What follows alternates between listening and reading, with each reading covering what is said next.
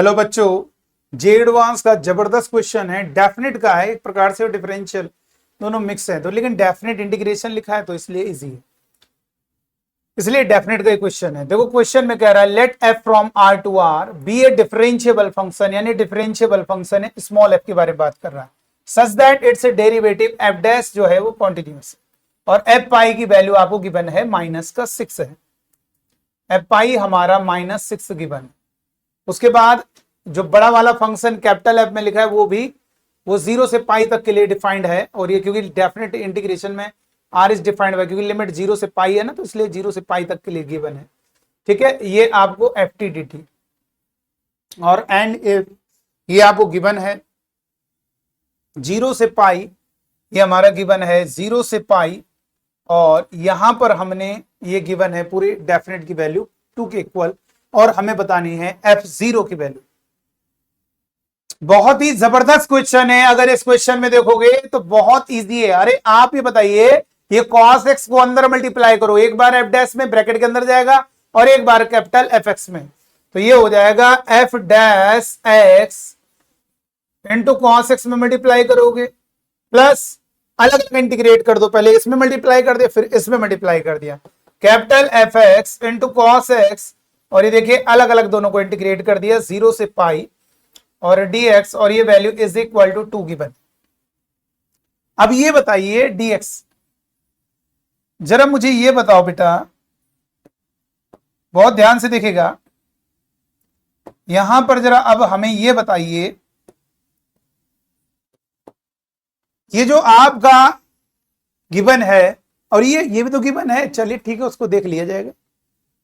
यहां पर ये गिवन है, अभी हमें जो डाटा है, हमें जो कैलकुलेट करना है f0 निकालना है, इसी को आगे बढ़ाइए, इसी से f0 आपका आएगा। इसमें आप ये बताइए, सबसे पहले ये बताओ बेटा, एक है न्यूटन लेबनिज रूल, जो कि मैंने इस पे एक स्पेशल वीडियो बनाया है, न्यूटन लेबनिज रूल, तो अगर उसे समझना है थ्योरम को तो आप इस वीडियो के डिस्क्रिप्शन बॉक्स में जाकर उसे चेक कर सकते हैं, पूरा समझ में आ जाएगा कैसे होता है। देखो अगर मान लीजिए कोई भी फंक्शन दिया है, कोई भी फंक्शन की बात कर रहे हैं, 0 to x लिखा है और कुछ भी लिखो, t के टर्म में कुछ भी लिख दो, cos t, इस तरीके से कुछ भी लिख दो, t स्क्वायर और dt। तो इसका सिंपल सा फंडा है, अगर आप डिफरेंशिएट करोगे तो ये जो इंटीग्रल साइन है विद लिमिट हट जाएंगी और dt हट जाएगा, बाकी जो ये है पूरा इसी को उतार दीजिए, बस t की लेटर की जगह x लिख दीजिएगा, ये होता है। ठीक है, इस पे बहुत अच्छा कॉन्सेप्ट बताया गया है। यहां पर अब हमें इस क्वेश्चन को देखना है कैसे सॉल्व होगा। इसमें आईबीपी लगाओगे। अच्छा ये बताओ, इसमें आईबीपी लगाने के लिए आपकी मदद कौन करेगा?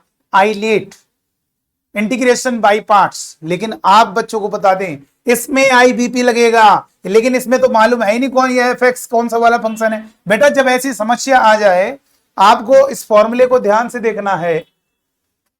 ये जो फॉर्मूला है first into integration of second, definite लिखा है लिमिट ए से B, first into integration of second minus D by D X into integration of second. आप ये मुझे बताइए, इंटीग्रेशन डिफरेंशिएशन में 2 बार इंटीग्रेशन हो रहा है, देखो एक बार यहां पर एक बार, तो हमें कभी भी ऐसा सवाल फंस जाए, हमें ये चेक करना है दोनों में किसका इंटीग्रेशन ज्यादा इजी है और फिर डिफरेंशिएशन किसका इजी है, लेकिन इंटीग्रेशन का ध्यान पहले रखना है। ठीक है ना।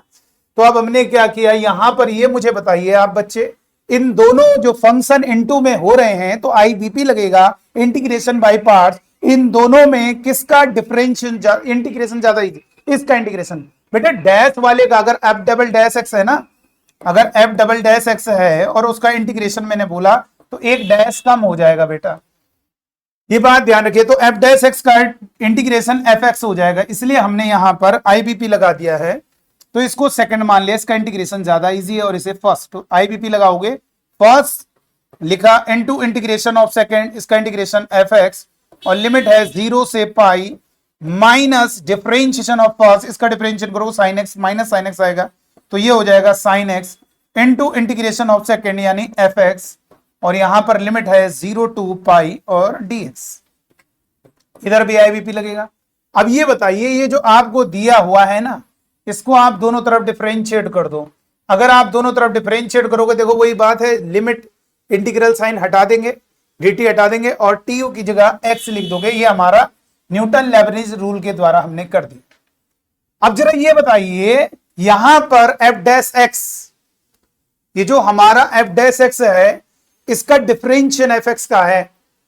अब ये बताओ यहां पर fx है, ये सॉरी कैपिटल fx है, नहीं ये तो इसी का है, इसमें आईबीपी लगाए ना, इसको लगा रहे।